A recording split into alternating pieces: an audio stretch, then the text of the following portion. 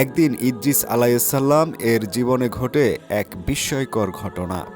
বলা হয় আল্লাহ তাকে বিশেষ জ্ঞান দান করেছিলেন এবং সেই জ্ঞানের মাধ্যমে তিনি পৃথিবীর বাইরের কিছু রহস্য জানতে পেরেছিলেন।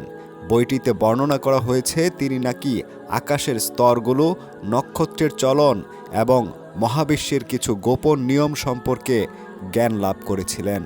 এমনকি বলা হয় তিনি ফেরেশতাদের কিছু গোপন বিষয়ও জানতে পেরেছিলেন, যা সাধারণ মানুষের কাছে অজানা ছিল।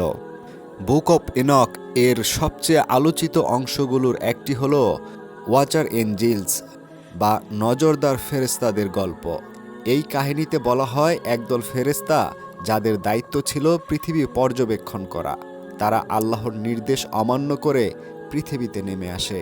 এই ফেরেশতারা মানুষের সঙ্গে মিশতে শুরু করে এবং তাদেরকে বিভিন্ন গোপন জ্ঞান শেখাতে থাকে, যেমন যুদ্ধের অস্ত্র তৈরি করা, গোপন জাদুবিদ্যা এবং এমন কিছু জ্ঞান যা মানুষের জন্য ক্ষতিকর হয়ে ওঠে। এর ফলে পৃথিবীতে ধীরে ধীরে বিশৃঙ্খলা শুরু হয়, মানুষের মাঝে বাড়তে থাকে সহিংসতা, লোভ এবং অন্যায়।